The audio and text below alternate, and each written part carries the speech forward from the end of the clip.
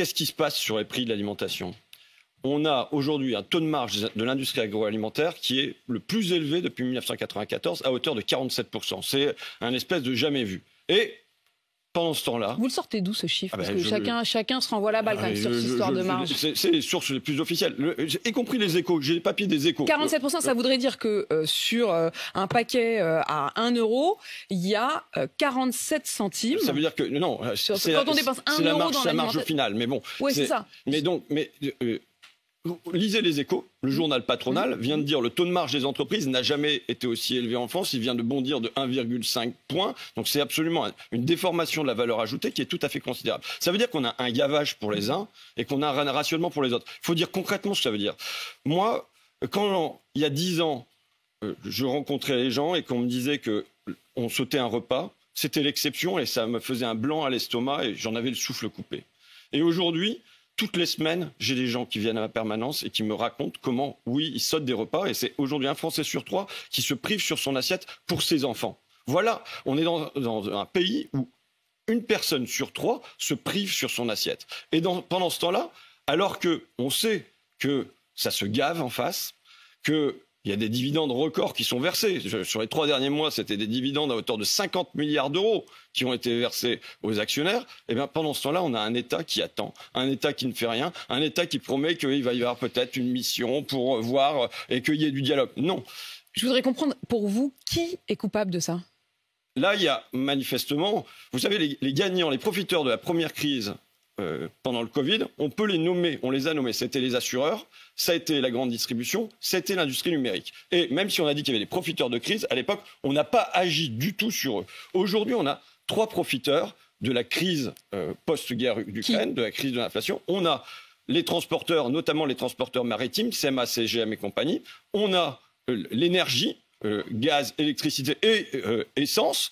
Et on a l'industrie agroalimentaire. On a 3 secteurs qui aujourd'hui se gavent. Et on a un État qui refuse d'agir. Et qui prend du coup des mesures nulles, des mesures ridicules. C'est quoi les mesures nulles? Des mesures l'histoire d'attente. de prix coûtant, l'histoire de demander à ce que les négociations soient avancées. Oui, c'est le panier inflation de Bruno Le Maire. On vous verrez en janvier 2024. Si on reprend les déclarations, le moment où il dit je vais écrire un courrier aux industriels, puis finalement il n'y a rien qui advient. Attention, si ça continue comme ça, je vais prendre une sanction. Mais finalement il n'y a rien qui advient. Je veux dire que ces mesures sont nulles et ridicules, mais ce n'est pas le fruit du hasard. Ce n'est pas accidentel, c'est structurel. Ça n'est pas individuel, c'est collectif. Je ne veux pas dire que Bruno Le Maire est bête, ou que Elisabeth Borne serait stupide, ou que Emmanuel Macron serait un crétin. C'est pas ça du tout l'enjeu. Au contraire, on a affaire à des gens qui sont très intelligents. Ils ont tous les diplômes dans le bon ordre, ils ont fait Sciences Po, ils ont fait l'ENA, et c'est presque le problème. Parce que nos dirigeants pensent avec les outils d'hier. Ils pensent avec les outils du marché. Ils pensent concurrence, croissance, mondialisation. Et pour vous, tous ces concepts-là ne sont plus aujourd'hui opérants. Dans les crises qu'on vit, et notamment la crise climatique, qui installe une inflation structurelle, eh bien, il faut sortir de cette pensée-là. Je précise une chose. Ce que vous dites ce matin sur l'inflation structurelle, pour le coup, vous avez le même vocabulaire et le même constat que les grands industriels dont vous parlez. Je recevais ce matin sur RMC une personne dont la parole est très rare, qui est le patron de l'ILEC. L'ILEC, c'est le représentant de tous ces gros groupes, de Coca, de Danone, de Bic, qui lui disait, OK, il y a eu des moments qui ont ponctuellement fait monter les prix, c'est la guerre en Ukraine, c'est le Covid, mais là, il y a désormais des facteurs structurels d'inflation, et il pensait notamment à la question du fait qu'il n'y a plus d'orange parce qu'il y a eu des grands incendies en Floride ou en Californie, qu'il n'y a plus de moutarde parce qu'il y a des récoltes entières qui sont tombées. Est-ce que ça, vous l'entendez comme argument sur la hausse des prix? Vous savez que ça soit le Fonds monétaire international, la Banque centrale européenne ou même l'INSEE, ils viennent dire qu'à peu près la moitié ou les 2/3 de l'inflation aujourd'hui, c'est la marge des entreprises. Donc, il y a ça. Il y a un facteur structurel, vous savez, il y a 2 ans déjà, vous m'avez reçu, c'était avant la guerre en Ukraine, je vous ai dit sur la baguette de pain, c'est pour des raisons structurelles qu'on a une hausse du prix de la baguette de pain, à la fois sur le papier, sur sur la farine. Et là encore, si je peux me permettre, c'était déjà Leclerc, en fait, parce que qui a lancé toute cette histoire de la baguette de pain, ou en tout cas, qui a lancé une réponse sur la guerre de la baguette de pain, c'était Leclerc qui avait lancé sa baguette à 29 centimes. Je viens vous dire que du coup, les outils qui sont marché, concurrence, croissance, mondialisation avec ces totems, ne marche plus. Et pourtant, nos dirigeants continuent de penser avec. Qu'est-ce qu'il faudrait faire? Il est évident là qu'il faut revenir à une régulation des prix. Il faut un blocage des marges. Donc vous, votre réponse à tout ça, c'est un blocage des prix? J'ai 3 réponses. D'accord? Première réponse, c'est un blocage des marges.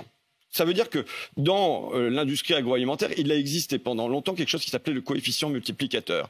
Quand on achetait un litre de lait 30 centimes à l'agriculteur, on ne pouvait pas le multiplier par plus de 3 dans le supermarché. Au final, Et donc ça existait, c'est pas l'Union soviétique, c'était la France. Mais vous êtes assez d'accord avec Emmanuel Macron, il veut un accord sur les marges. Mais il veut, mais il est président de la République ou il n'est pas président de la République? Monsieur Bruno Le Maire, il est au ministère de l'économie ou il n'est pas au ministère de l'économie? Comment ça se fait qu'ils organisent leur impuissance? Quand ça a été pendant la crise Covid, aux citoyens, on n'est pas vu dire on veut un accord sur... Non, c'était le lendemain matin, vous sortirez de chez vous seulement pour aller faire vos courses et il faudra avoir rempli un papier, vous ne pourrez pas aller Donc plus, quand ils veulent être efficaces et immédiats, ils peuvent, c'est ça que vous dites? Sur les citoyens, ils n'ont aucun scrupule. Par contre, en revanche, quand il s'agit des grands industriels, quand il s'agit des firmes, quand il s'agit des grands patrimoines, là, c'est on attend, on prend des mesures dilatoires, on va nommer une mission, il y aura une commission, il y aura du dialogue. Et en fait, fin de compte, on a maintenant 2-3 ans où on a en haut des gros qui se gavent et on a des Français en bas qui sont rationnés. Vous dites il faut rétablir ce coefficient des marges et Emmanuel Macron dit il faut arriver à un accord de modération des marges. Vous dites la même chose? Mais non, parce que moi je dis l'État a un rôle. C'est ça la différence entre nous. L'État a un rôle. Quand il dit c'est un accord entre vous, vous dites non, c'est nous qui imposons. Mais le marché a un rôle, d'accord, et l'État a un autre rôle. Vous êtes libéral? L'État. Vous êtes, enfin le libéralisme, vous dites quand même qu'il faut. Ah non, je ne suis pas libéral. Non, mais je dirais, est-ce qu'il faut carrément finir avec le libéralisme? Est-ce qu'il faut revenir? Il faut. C'est le problème de nos dirigeants aujourd'hui. Nos dirigeants. Parce que vous dites en même temps, le marché a un rôle. Le marché a un rôle. Mais il faut savoir qu'est-ce qu'on veut sortir du marché. Pour moi, le logement, le médicament doivent être sortis du marché. Et il y a des endroits où le marché doit être régulé. On ne peut pas le laisser faire. Et là, en l'occurrence, sur les prix de l'alimentation, qui sont quand même quelque chose de majeur. Je veux dire, quand on a un tiers des Français qui aujourd'hui, des parents qui se privent sur leur assiette pour nourrir leurs enfants dans la France. Si je suis bien, François Ruffin, vous avez dit j'ai 3 réponses. 1, la modération des marges, le coefficient multiplicateur des marges. 2, la deuxième chose, c'est évidemment les Français doivent vivre de leur travail. Ils doivent pouvoir en vivre, bien en vivre, pas en survivre et bien le vivre. Ça veut dire quoi? Ça veut dire, je vous l'ai déjà dit il y a 2 ans, indexation des salaires sur l'inflation. Comment ça se fait que les retraites sont indexées sur l'inflation? Bon, là, j'ai envie de dire, franchement, vous arrivez un peu tard.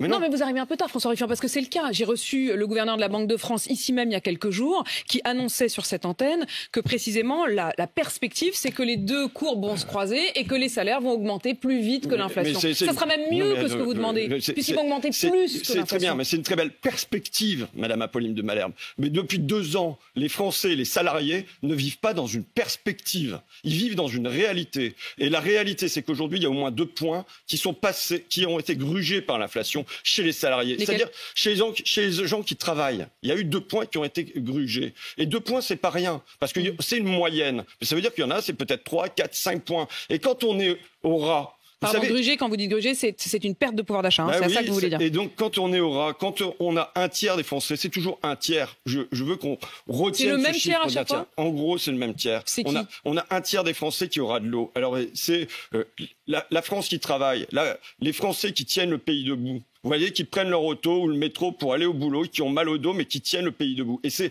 là que ça craque. On a un tiers des Français qui, le 10 du mois, n'ont plus que 100 € sur leur compte. C'est-à-dire qu'une fois que les dépenses contraintes sont prises, eh ben, il reste 100 € pour tenir avec ça. Et donc, évidemment, quand il y a 2, 3, 4, 5 points, pour ceux qui ont plein d'argent, qui savent même pas combien ils ont sur leur compte, avoir 2, 3, 4, 5 points moins ne ferait pas la différence. Pour le Français qui vit avec 1400, 1500, 1600 € par mois, qui compte ces 3, 4, 5 points font une énorme différence. Et bizarrement, pourtant, que fait le gouvernement? Sur les Français qui perdent 2, 3, 4, 5 points, il ne fait rien pour eux. Il ne fait rien pour les citoyens. Et en revanche... il y a des aides. Il y a des aides qui ont été mises en place. Sur le carburant, par exemple, la demande de prix de vente à perte, qui finalement sera une vente à prix coûtant. Pourquoi sketch? Vous voyez, on annonce une vente à perte, finalement on ne sait pas. Vente à prix coûtant, on verra bien. Mais vous l'auriez imposé, vous, la vente à perte aux distributeurs? Non, pas du tout. Non, j'aurais pas inventé.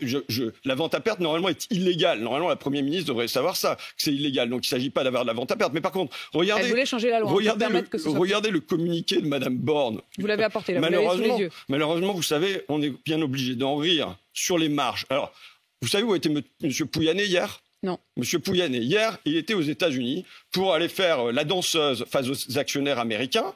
Pourquoi ? En leur promettant qu'il y aurait encore plus de dividendes qui seraient versés. L'an dernier, total, c'est 20 milliards d'euros de profit. Sur ces 20 milliards d'euros, c'est 16 milliards en rachat d'actions et en dividendes qui sont versés aux actionnaires. 80% des profits sont versés aux actionnaires. C'est un gage gigantesque.